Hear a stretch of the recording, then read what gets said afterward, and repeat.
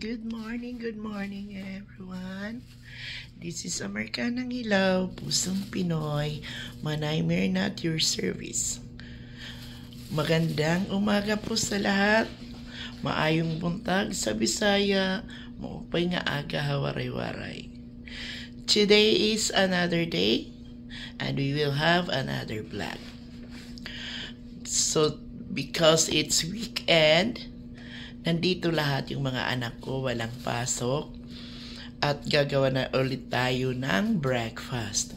Pero bago tayo gumawa ng ginagawa nating palagi every weekend na paggawa ng breakfast, magkakaroon ngayon tayo ng twist dahil it's my granddaughter's birthday. My first grandchild. It's Chloe's 14th birthday. So, bago ako maghanda ng aming breakfast, maggawa muna ako ng chiffon cake kung tawagin sa atin dyan. Pero dito, tawag nila sponge cake. At napapagkitaan ko ito dati noon nung mayroon pang COVID. Walang bukas na mga baker. So ngayon, mag-start na tayo sa ating gagawin. Samahan niyo ako dito para medyo magka-idea din kayo kung gusto niyo rin gumawa sa inyo. So, mayroon flour, may flour, at saka sugar, of course, baking powder, di ko lang i-ano yung brand, may itlog, and then mayroon ako dito Fanta. Kung sa ating tiyan ay orange. So, ito yung mga ginagawa ko. So, mag-start na tayo ngayon sa ating paggawa. Bago ko pala kumusta kayong lahat dyan? Kung nasaan man kayo, sana nasa maayos kayo, walang karamdaman. Ako ngayon medyo okay na. Thank you, Lord. So, mag-start na tayo. Okay? Samahan niyo ako dito sa aking vlog. Shout out nga pala kay Madam Daisy Agustin Rinomero dahil nag-shout out siya sa aking unang vlog from Borawin, Leyte. Thank you, Day. Thank you sa pagsusuporta. Sana wag kang magsawa. Hindi mo alam ang swerte-swerte natin, di ba? Thank you so much, Daisy. Shout out din to my Ludi. Okay, let's start now.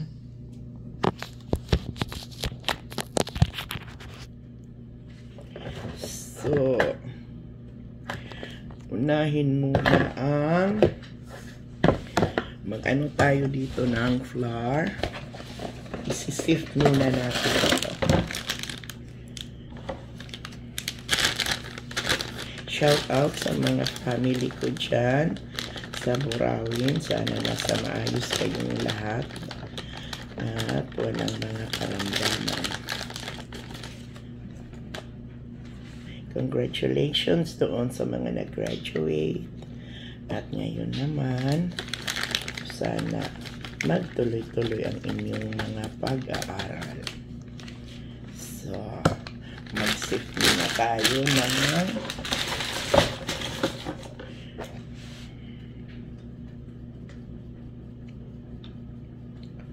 ito kasi ang ginagawa ko muna. Kahit yung mga ano dito, yung mga thick flour, mga okay naman, gusto ko rin lang isip. Pero pwede naman hindi na. Kayo lang, pwedeng isip, pwedeng hindi. Nasa inyo.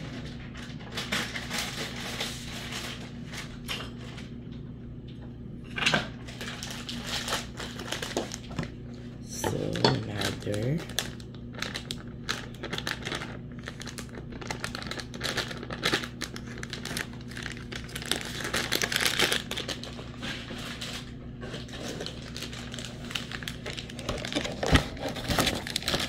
Ako, mahulog ng mga bonay.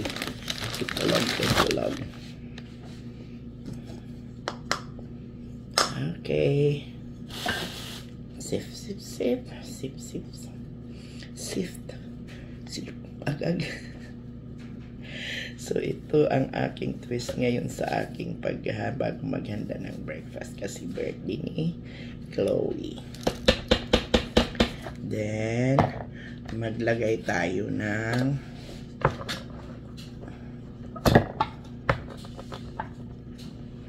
aray ko, hindi ko makabukas.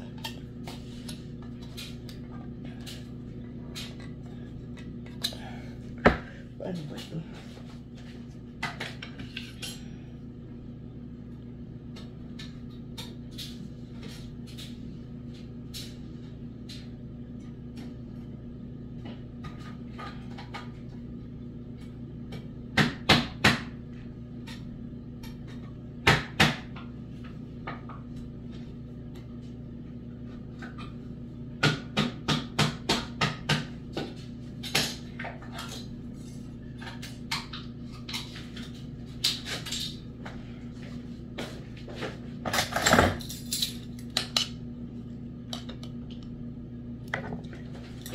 Maglagay tayo ng isang ng baking powder.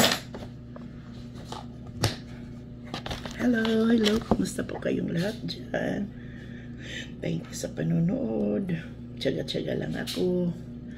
At tapos, habang wala pang mga ingredients na wet, iaan na natin.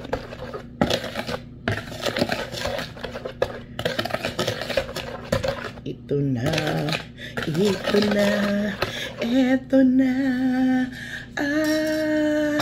chubi-chubi-doo.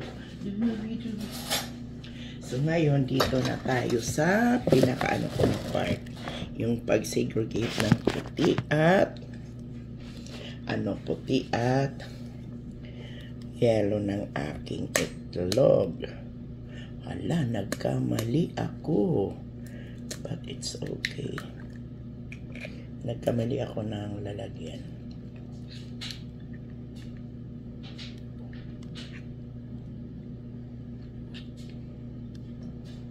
May egg rin ako, yung egg separator, pero ayokong gumamit. Mas gusto ko yung ganito. Nakasanayan ko kasi itong ginagawa ng nanay ko dyan sa Burawin. Sa kanya ko ito natutunan. Mas mahirap yung nilalagay sa egg separator kasi minsan matusok ko yung yellow. At least dito alam kong safe. So, ito na, nagsa-start na tayo. Yung yung panahon ng nalagyan. Yung panahon ng pandemic, napagkakitaan ko ito kasi takot yung mga bumili sa bakery. So, mag-order sila sa akin ng empanada, pansit, at saka ito. At alam mo kung magkanong ko nito? 15. Kasi hindi naman ang binabayaran dito ang ingredients. Sa Pilipinas kabaliktaran. Ang binabayaran natin dyan yung mga dito binabayaran yung labor. Kasi ang mga mura lang. Kaya nga dito ako dito ako natuto ng gumawa ng kung ano-ano kasi mura lang. Nakakaya kong gawin kahit anong gusto kong gawin. Pero dyan, hindi ako nakakapagawa ng kung ano-ano kasi nga may kamahalan. Naku, dito mura lang. Ikaw na lang yung mag-aano kung anong gagawin mo. So, ito na. Mamaya, itutur ko kayo sa birthday ni Chloe, pero hindi lang ako sure kasi syempre may music. Ikabago-bago pa lang natin makaka-copyright agad. Kasi di ba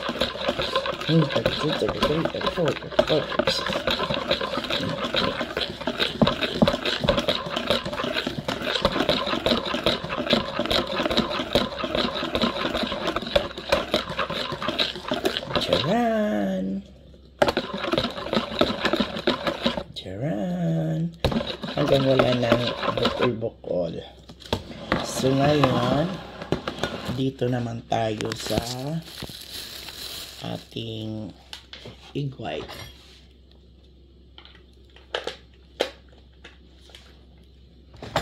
Gagawa tayo ng meringue. So, dito tayo para makita niyo.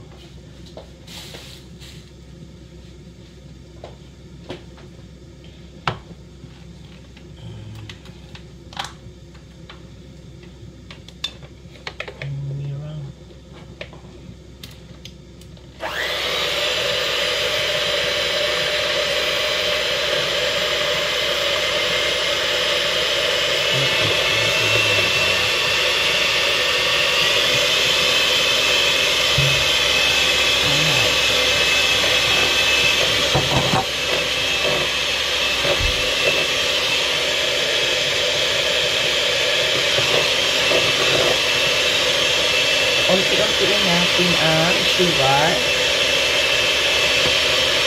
Hey, natin.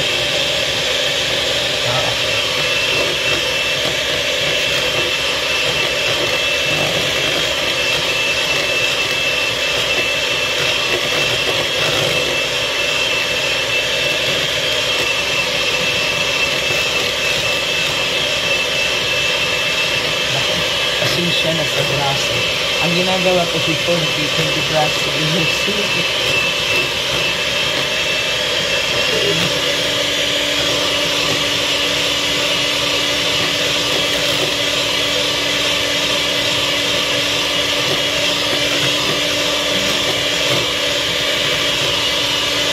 Gandang gumawa na kung ano-ano dito.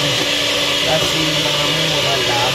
Marami kang lahat na ingredients na makikita mo sa YouTube, mahanap mo dito sa grocery. Hindi ka na magdaan kung saan. Sa grocery lang, andoon na lang. Thank you for watching, guys. I know, mga after 5 years pa ako magkakaroon ng marami. Basta maayos lang yung katawan.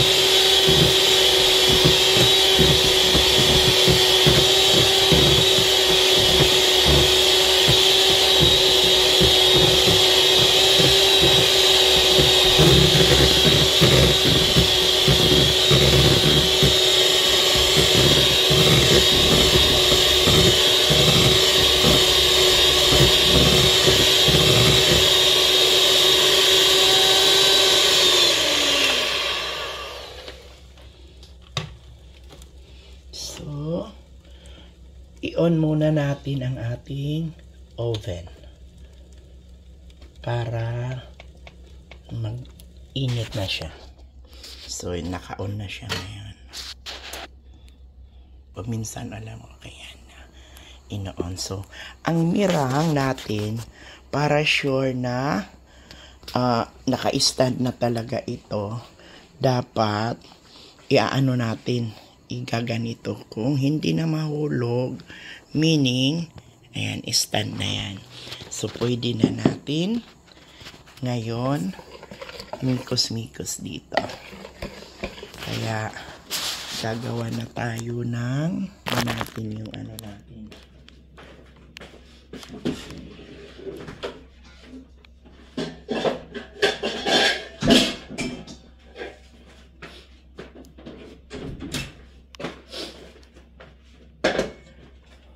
Baka pala ano tayo ba na bakit yan lang ang ginagamit ko? Wala akong ano kasi. Kung maramihan, ito nga pala ang ginagamit ko.